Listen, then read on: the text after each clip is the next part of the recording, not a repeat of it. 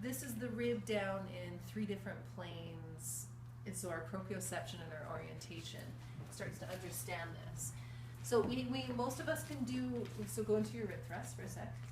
Yeah, so most of us get this, as we said, fairly well standing up now. So back your hips up, bring the ribs down. So Martin can do it without moving his pelvis. So let's try it one more time. Lift the ribs. Notice how everything just jets forward.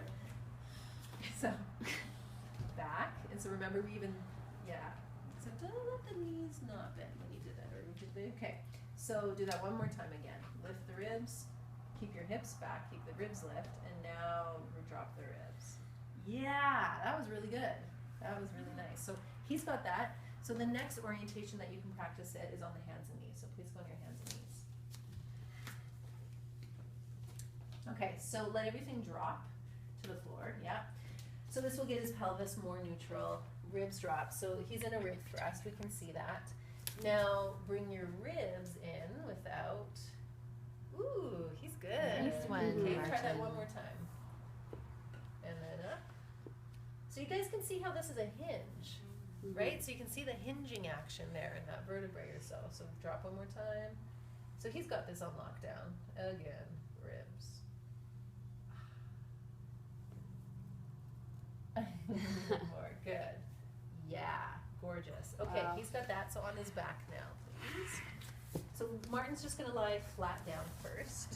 So I'm going to, and so as we talked about bolstering the kyphosis, because we can see his ribs, so he's relaxed, he's just lying around, but because his head's not bolstered, look at the degree of rib thrust he's got.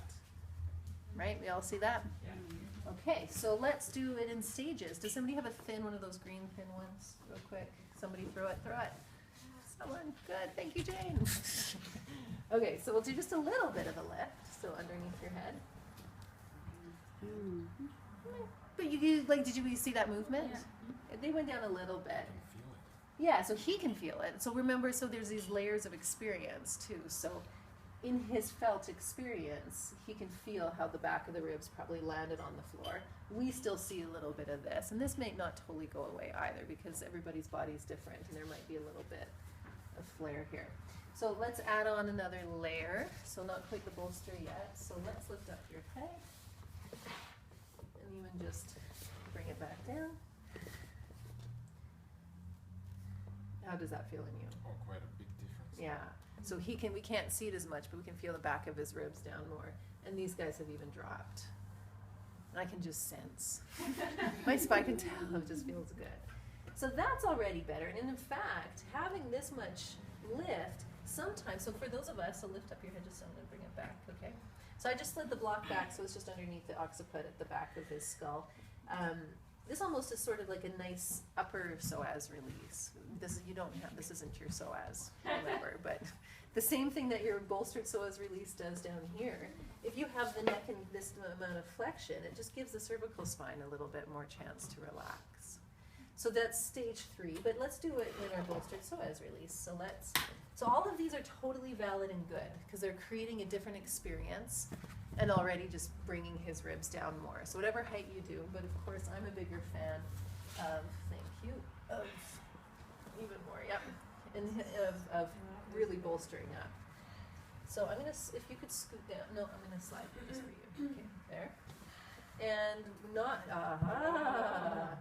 like magic, they just drop. But his neck is in a little bit of, can we see? Yeah. Yeah. Yeah, so lift up the head. I love, we're such empaths. We can all just, we saw that and we've got that visceral feeling. This is what happens. This is what I love. Like when I get somebody in alignment, I get that same empathetic, oh, there, I know that. And how does that feel for you? It feels good. But visually now, his ribs are down.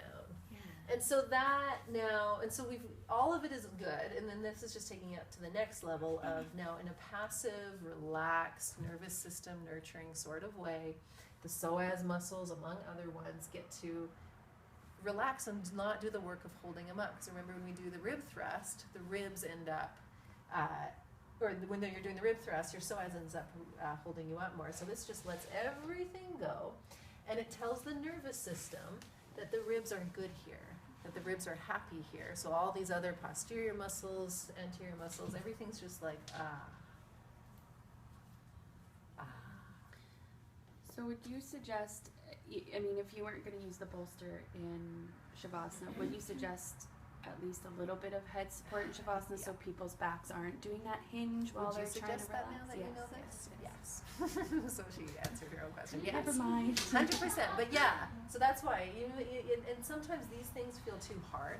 Even so, if you have blankets, then the person who's resisting something underneath their head will who doesn't not like a blanket underneath their head or a pillow. So, yeah, yay. So thanks for doing that. Thank you.